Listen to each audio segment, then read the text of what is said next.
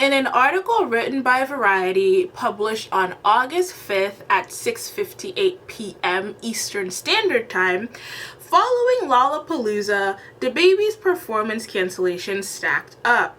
Governor's Ball, Austin City Limits, Day in Vegas, iHeartRadio Music Festival, Can't Wait Live, Music Midtown, and Park Life Festival have all cut dababy out of their lineups. You see how the clown comes back to bite? You see how you play stupid games and you win stupid prizes? I've been wanting to talk about this, but it seemed like every day he kept getting dropped from another festival, and I'm just like, I can't talk about this yet. So I feel like we're at a point in the story where everything has calmed down and everything has dulled, and I have a lot to say because I think it's been 2 weeks now. Y'all have been pissing me off with all of the comments that don't make sense and everything that you think that you're saying that it's not a reality. So let us get into it. Before we start, I don't care about dababy. I have not streamed a dababy album. I don't think I've ever streamed a dababy. I don't think I've ever streamed one of this man's songs. You don't understand. But a lot of you do. A lot of you care about this man, and in order to get the full context of the story, we need to start in the near but distant past. So it came out about probably like a month ago that dababy was going to be doing a song with Tory Lanez. Tory Lanez is an abuser. He is Meg Thee Stallion's abuser. Meg Thee Stallion was obviously upset about it, and then it went to Twitter, and people who support Meg Thee Stallion and people who do not support abusers, they were obviously upset about it too. And I don't know if dababy thought that people liked him more than they did, but I know that I guess he wasn't expecting people to be as supportive of Meg Thee Stallion as they are, and that is a conversation that we're going to have to get into one day, how these men are jealous. How these men are jealous of Meg Thee Stallion because they will never have her success, they will never have her charisma, they will never have her fan base. You will just never have it. These men hate women in general, but a lot of this stems from jealousy and their fragile male ego that they can't accept that Meg Thee Stallion is as successful as she is. Then we get to Rolling Live, which happened about 2 weeks ago. And on a regular day, the main story would be how dababy brought Tory Lanez on stage when Meg Thee Stallion was backstage, when Tory Lanez had no business being in the vicinity of Rolling Live because he wasn't scheduled to perform, and Meg Thee Stallion has a restraining order out on him, which I'm not too sure. I don't know where the developments on that story is, but they were saying that he probably violated the restraining order because he was not billed to perform. It was not a scheduled event.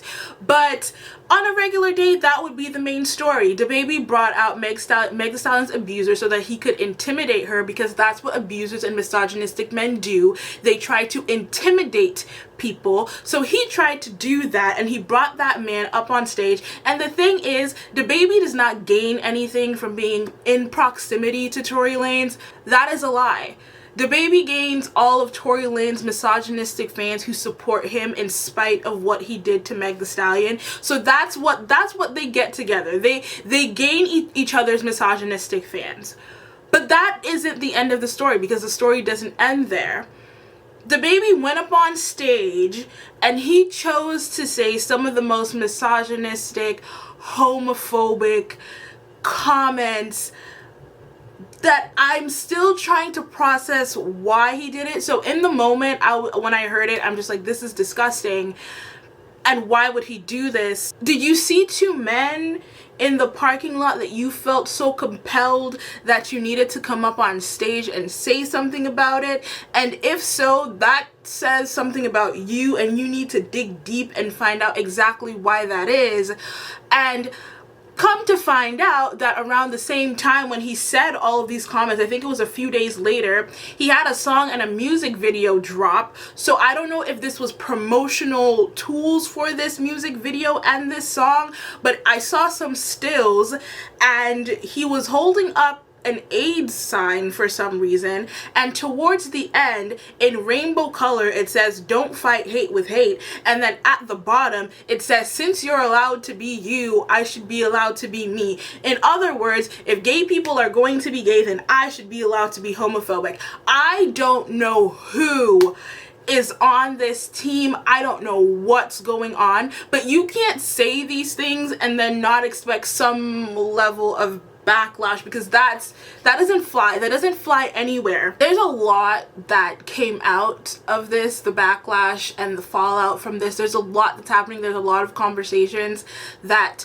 are happening, most of which him being, as I started in the video, being dropped from all of these festivals. And I'm not gonna lie, the memes have me rolling on the floor because he's being dropped from imaginary festivals. I saw this one and it said dababy is now dropped from the Barcelona music festivals and the Cheetah Girls will now take his place, and that one had me on the floor rolling. And for the people who say y'all are taking this is his money to feed his family, y'all are destroying his family, according to that same Variety article, the booking fee, the 10% booking fee of his $2 million set, I was going to say that I don't know what performance the dababy gives that warrants $2 million, but you know what, that's just it. I don't know this man. I don't know if he can perform. So let's say what it is. $2 million to perform. 10% of that is $200,000, and in some cases he could get 50% of that, which is $1 million. So even though he's not performing, he's making $200,000 to $1 million easy, quick money, just because of the booking fee, okay? And if he really needs it, Taco Bell, are you hiring? McDonald's, are you hiring? KFC, are you hiring? He better go find a job, because he wasn't thinking about his daughter when he stepped on that stage and he made all of those misogynistic and homophobic comments, not to mention the AIDS comments. We're getting to that. He wasn't thinking of his daughter then. So he needs to, if it comes down to it, he's still a millionaire, but if he comes down to it, he needs to go get a job. And that's my opinion on that. There's also a crowd of people who are like, this is performative because of insert reason here. And I agree with you. The last video I made was talking about how I don't think these festivals should be happening, period, because we're neck deep in Delta variant. But the festivals happened. And he said that shit. And he said it in 4K. So I don't know what you want the rest of us to do. There are also statements being said about how there are other problematic people performing at Rolling Loud and Lollapalooza and all of these other festivals. And you would be correct, because these people are problematic, but we're not going to sit here and act like we don't know how mass media works. I'm a person, I think that I know a lot about a lot, but I just said that I'm not too focused on dababy, except for those weird videos that he was posting online embarrassing children. But this is not that video. I was not privy to a lot of the things that he had done prior, and I had only known a lot about Meg Thee Stallion because I follow Meg Thee Stallion on social media. I had not known a lot about these things. It is a completely different situation with those things, and I'm not saying that it's right that I didn't know. I should have done my due diligence, but dababy just isn't on my radar.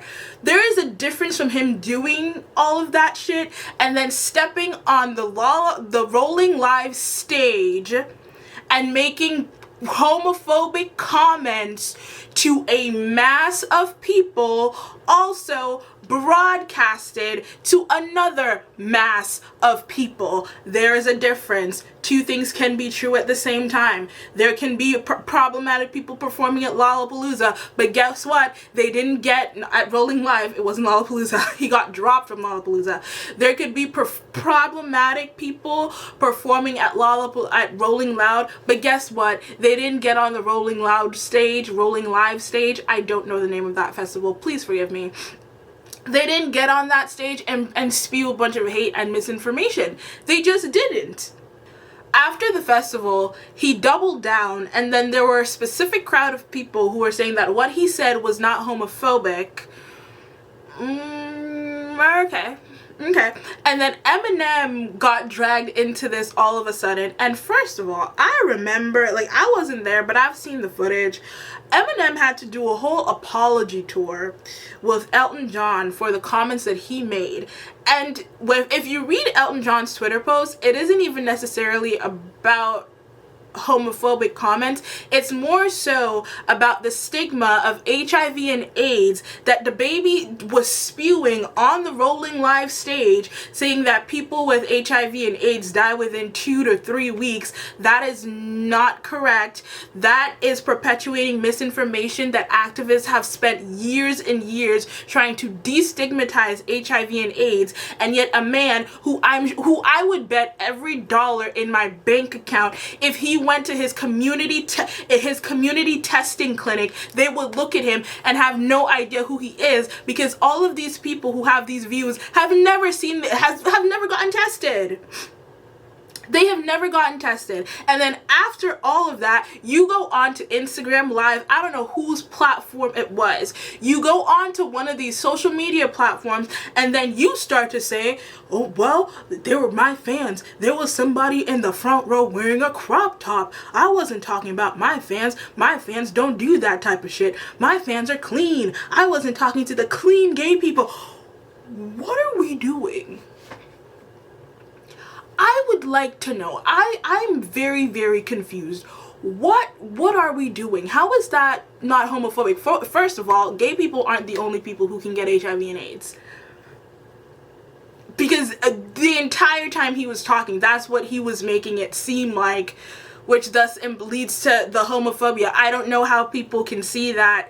And if you're watching this video and you don't believe what he said was homophobic, then this is above me. This is above you. Just stop, because you have not, I would say that you've lost the plot, but you haven't even gained it to lose it yet. So just stop and leave, because this is not the one for you. But anyways, he then went on to play chicken with Miss Dua Lipa and talking about, you guys want to use black artists. I hope when the police shoot our asses that you're... Please, Kirk, Jonathan, I'm going to need you to stop, because last year you did trauma performance after trauma performance at every award show that would let you. So I'm going to have to, you're just going to have to zip it and stop. Let's not go there. Let's not play that one. But Dua Lipa had every right. Dua had every right. She had to say, I don't know this man. I'm sorry, but I don't know who this man is. If I saw him walking down the street, I wouldn't, sorry to this man. As she should have. As she should have. But then, when the bookings started decreasing, when he... Twitter is so fucking funny. When the bookings were no longer in sight, y'all started to play this card. Well, he grew up poor. What? Like, poor people, like, don't know any better. And I'm going to need you to stop it, because the day when we stop equating poverty with stupidity and ignorance is the day that I will know some form of peace. That is the day I will finally be free, because I will need you all to stop. Being poor, poverty does not equate to being cruel, because that's what he was on that stage. So I just need to lay that to rest, because that comment just annoyed the shit out of me. Just don't bring up poor people. Speak for you. Don't try to speak for poor people as a whole. I know that there's like collective issues that go on, but don't try to paint poor people with this broad brush of being hateful, because it's not true. But then further along after that is when we get the apology. Now comes the apology that I will read, because I just think it's so fucking funny. And let's call it a non-apology at that, if I can find it in my phone. What are we doing? Here she is. Let's read dababy's apology together. Social media moves so fast that people want to demolish you before you even have the opportunity to grow, educate, and learn from your mistakes. Sir, Jonathan, his name is Jonathan. When you said those remarks, people did try to educate you. People did. It was after you doubled down. and you try to play chicken and you try to antagonize people is when all of this started happening. I don't know who your publicist is. They have a headache, but then again, they work for you. If you had just, after you had made those remarks, if you had noticed the backlash and if you got on top of it, it might not have been smooth sailing, but it would have been better than it is now. You can't come on social media and then antagonize people and then people will rightfully get upset with you, and then after that you want to claim social media this, social media that. It doesn't work like that.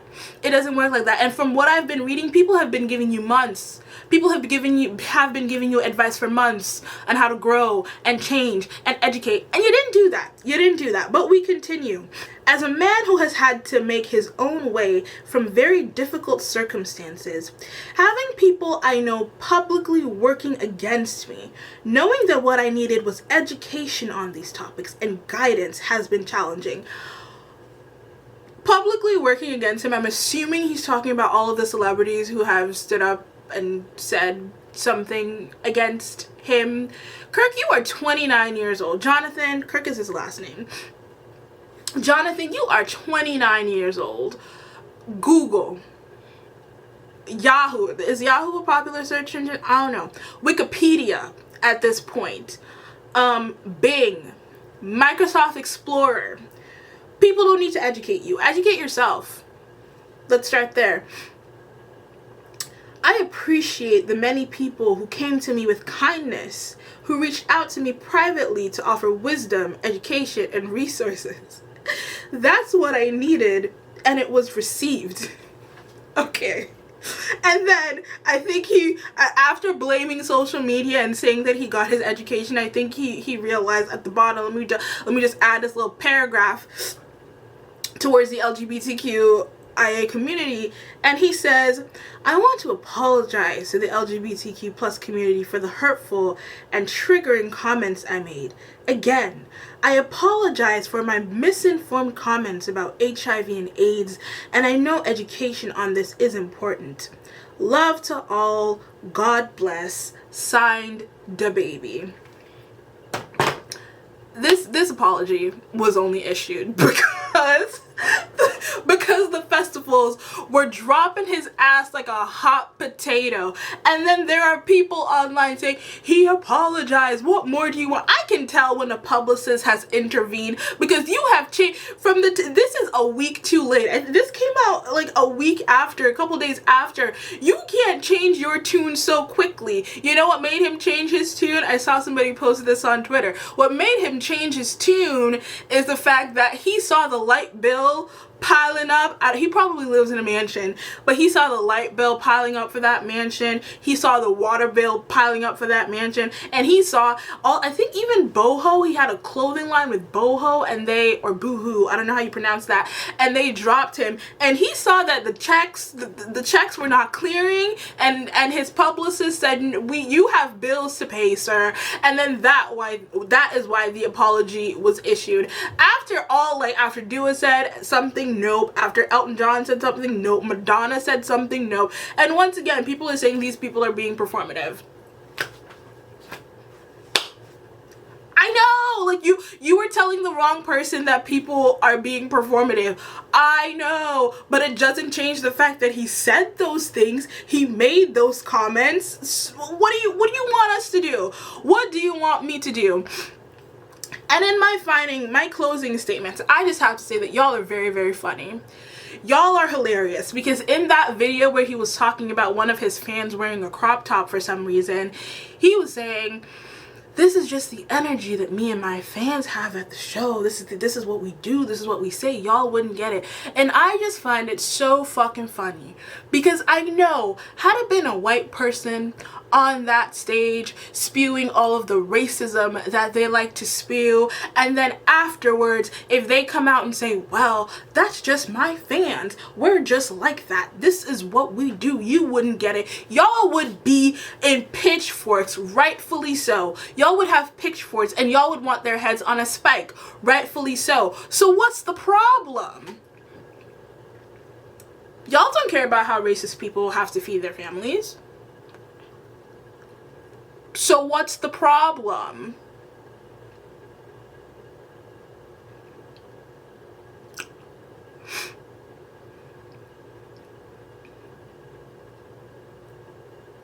I'll let you guys, I'll let you answer that. I really will. I'll let you guys come up with an answer for that one. And the final thing that I have to say is that dababy will be just fine. Jonathan Kirk will be just fine, because the people who are supporting him now, the people who were supporting Tory Lanez, the people who are supporting him bringing out Tory Lanez on stage when Meg Thee Stallion was right backstage, the people who saw nothing wrong with his comments, they will still be streaming his music, and it's a lot more people than you think. Because even if we take Twitter, Twitter is a microcosm of everything. There are people defending him on Twitter. There are people who are defending him outside of Twitter. There are people who still care for this man and think that he did nothing wrong. dababy will be just fine. I hope that I'm wrong, but I give it like a few months. Give it a few months and this will be like, oh, remember when dababy said that at Rolling Live? That was wild. And then we move on with our lives.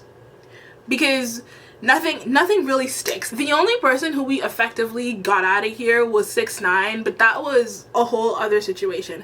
But dababy will be fine. So I don't want to hear anything about cancel culture. I can't believe it's 2021 and I'm out here having to say something about cancel culture. I don't want to have to make a video about cancel culture, but I feel like that is what might happen because I don't want to hear about it. Miley Cyrus, keep your comments to yourself. Nobody cares. Nobody cares that you're bringing cancel culture into this conversation, Miley Cyrus. Nobody cares. Did the check clear for the verse? Is that why this is happening, Miley? We don't want it. We don't want it. And that is the conclusion for today's video. It was all over the place and I was spicy, but this shit has been irritating me for 2 weeks. It's been heavy on my mind and now I got it out and now it'll be fine. But thank you for watching. Subscribe if you want to and I will see you in the next one. Bye.